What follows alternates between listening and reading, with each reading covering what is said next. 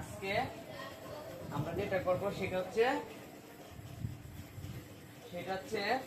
অনুশীলনী 6 এর খ 6 এর খ এর সবগুলো অঙ্ক করে দিব না, শুধুমাত্র প্রথম 2টা কি 3টা অঙ্ক করে দিব। প্রথম 2টা কি 3টা অঙ্ক করে দেওয়ার পরে আশা করি যে ইনশাআল্লাহ বুঝে যাবে। হ্যাঁ, তাহলে দেখো 1 নম্বরের 1 এর দেখো হিসাব করো। এখানে 1 নাম্বারটা আমি এখানে লিখে দিই। দেখো আছে তোমার 3 ভাগের 2 গুণ 4। আমি একটু দেখো ভালো করে দেখবা। আর পাশাপাশি ভাবে আরেকটা কথা বলে রাখি, তোমাদের ভালোর জন্য আমাদের এই ক্লাসগুলা রেকর্ড করা হচ্ছে। যদি এখানে ক্লাসের ভিতরে নাও বুঝে থাকো, তবে তুমি বাড়িতে গিয়া আমাদের যে তোমার যে স্কুলের যে আইডিটা আছে না, ওই আইডিটার মধ্যে ক্লাসগুলো আবার কিন্তু আপলোডেডও করা থাকবে। হ্যাঁ, ফেসবুকেও থাকবে, আবার স্কুলের নামে ইউটিউব চ্যানেলও আছে। তুমি ইচ্ছা করলে ওইখান থেকেও দেখতে পারবা, কারণ একটা ক্লাস সাথে সাথে এখানে তুমি বুঝতে নাও পারো।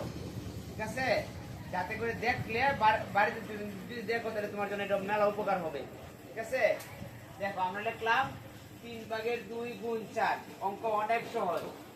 যদি তুমি ভগ্নাংশের যোগ বুঝে থাকো, ভগ্নাংশের বিয়োগ বুঝে থাকো, তবে ভগ্নাংশের গুণ এবং ভাগ এটা বোঝা আরো অনেক বেশি সহজ। দেখো আমরা জানি এর নিচে 4 এর নিচে কিছু নাই মানে কি আছে? একটা 1 আছে। 4 এর নিচে কোনো কিছু নাই মানে একটা 1 আছে। তবে ভগ্নাংশের যুগের বেলায় আমাদের যেটা করতে হবে সেটা হচ্ছে, দেখো যদি এখানে কাটাকাটি যাইতো, যদি উপর আর নিচে, মনে রাখবা কাটাকাটি কিন্তু উপরে উপরে কাটাকাটি যায় না, নিচে নিচে কাটাকাটি যায় না। কাটাকাটি তোমার উপরে আর নিচে, উপরে আর নিচে, নিচে আর উপরে মিলায়া কাটতে হয়। তাহলে এটা আমরা যেভাবে করতে পারবো, যদি আমরা করতে চাই, তবে দেখো এই 3 আর 1 যদি এটা সে গুণ আকারে, তবে আমরা এটাকে গুণ দিয়ে নিই। 3 একে 3। আর উপরে মনে রাখবা যেহেতু আমরা 4 এর নিচে একটা মনে মনে 1 ধরে নিলাম, তার মানে 4 আছে উপরে, 1 আছে নিচে। তাহলে 2 আর 4 কে যদি আমরা গুণ দিই তাহলে কি হবে? 4 দুগুণে 8। 8 4 দুগুণে কত? 8। উপর একটা বড় নিচেরটা ছোট, এটার কিন্তু একটা নাম আছে এই ভগ্নাংশটার। দেখো এটা কিন্তু একটা কোন ভগ্নাংশ কে বলতে পারবা? একটু কৌশল দিয়ে, এটা প্রকৃত অপ্রকৃত নাকি মিশ্র ভগ্নাংশ কে বলতে পারবে? কে বলতে পারবে এটা কোন ভগ্নাংশ? বলো তো দেখি, কি ভগ্নাংশ এটা? কাজ শেষ করার পরে যদি এটা যদি বলো একমাত্র আমি বলতে পারছি এটা হচ্ছে অপ্রকৃত ভগ্নাংশ। এটা কি ভগ্নাংশ? অপ্রকৃত ভগ্নাংশের লবটা বড় থাকে, হরটা ছোট থাকে। অপ্রকৃত ভগ্নাংশের লবটা মানে উপরেরটা বড় থাকে আর নিচের হরটা ছোট থাকে। এটা হচ্ছে অপ্রকৃত ভগ্নাংশ। আর প্রকৃত ভগ্নাংশ হইল, ধরো নিচেরটা ছোট থাকলো, উপরেরটা বড় থাকলো, মানে হর বড় লব ছোট। এটা হচ্ছে তোমার কি? এটা হচ্ছে তোমার প্রকৃত ভগ্নাংশ। আর এটা হচ্ছে অপ্রকৃত ভগ্নাংশ। আমরা কিন্তু তোমাদেরকে বুঝিয়ে দিয়েছিলাম কোনটা প্রকৃত ভগ্নাংশ, কোনটা অপ্রকৃত ভগ্নাংশ এবং কোনটা মিশ্র ভগ্নাংশ। প্রকৃত ভগ্নাংশ কাকে বলে? যে ভগ্নাংশের লব ছোট হর বড় তাকে প্রকৃত ভগ্নাংশ বলা হয়। আর অপ্রকৃত ভগ্নাংশ কাকে বলা হয়?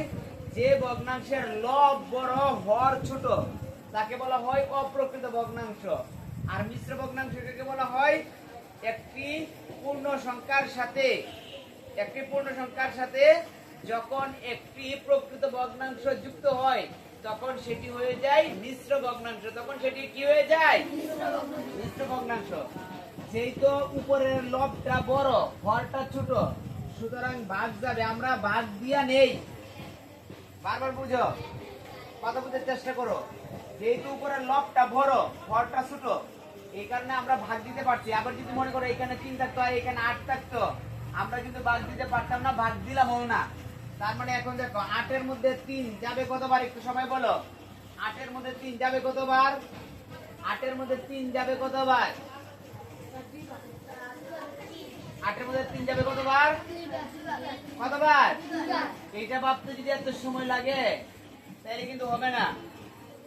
ঝটপট করতে হবে, ঝটপট। 8 এর মধ্যে 3 যাবে 2 বার। 3 দুগুণে 6। 3 দুগুণে কত? 6। 3 দুগুণে কত? 6। তাহলে 8 থেকে 6 চলে গেলে থাকে 2। এটাকে আমরা নিচে লিখবো কি? সুতরাং দেখো, সুতরাং 2 সমস্ত 3 ভাগের ভাগশেষটা জানি কোথায় চলে যায়? সবার উপরে চলে যায়। ভাগশেষটা কোথায় চলে যায়? সবার উপরে চলে যায়। একটা অঙ্ক করে দিলাম। একটা অঙ্কের মধ্যে যদি এত কথা বলবো আগে, তাহলে সবগুলো অঙ্ক করতে কিন্তু আমরা আর মনে করো সারা বছর করতে পারবো না। দেখো এরপরটা করি।